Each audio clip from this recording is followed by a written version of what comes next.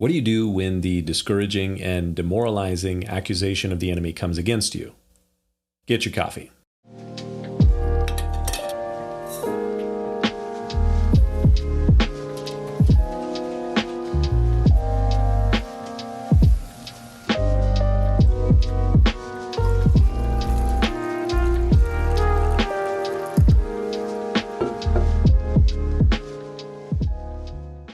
The army of Assyria was engaged in a siege against the ancient city of Lachish, a siege that would end in the destruction of the city.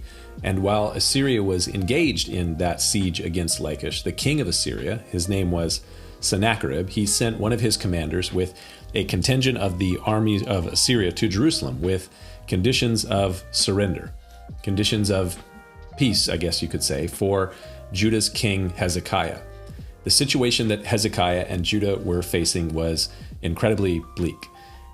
Hezekiah had trusted in God. He had led a revival and a renewal in his nation, and he was now on the verge of complete destruction. To this point, all of the major walled cities of Judah have been destroyed, except for Lachish, and then Jerusalem is the last holdout. And the situation that Hezekiah was facing was terribly bleak.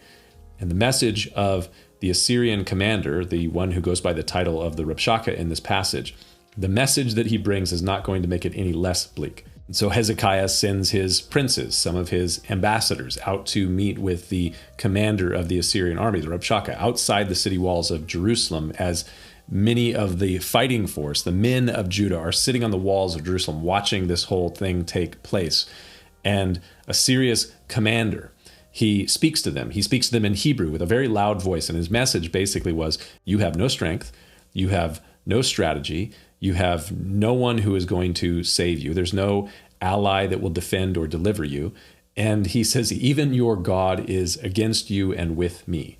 As the Assyrian commander is saying these things in Hebrew in a relatively loud voice, and all the people are listening to this on the wall, being demoralized and dispirited, Hezekiah's ambassadors, it's almost as if they lean in and kind of quietly say to him, would you mind speaking to us in Aramaic, in your own language? We understand Aramaic. Please stop speaking in Hebrew in the hearing of all the people that are sitting here on the wall. And it is actually kind of a classic and comedic situation, because the Assyrian commander, as he's speaking loudly in Hebrew, completely belittling and demoralizing the people of Judah, as they're watching this whole thing unfold, the ambassadors of Hezekiah are almost pleading with him to, say politely, can you just tone it down a little bit? They don't need to hear this. And how do you think that the Assyrian commander responded to their request?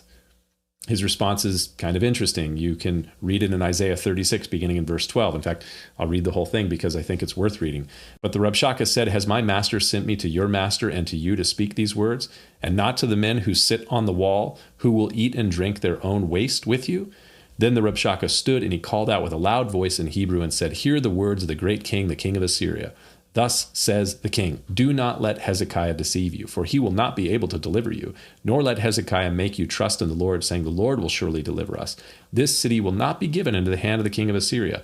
Do not listen to Hezekiah. And then the Rabshakeh, he gives the Assyrian offer of peace. He says, surrender to me and pay me the tribute and come out to me, and all of you can go home to your own homes, and you can eat the fruit of your own farms and drink the wine from your own vineyards until I come to you and relocate you to another land, a land that will be like your land.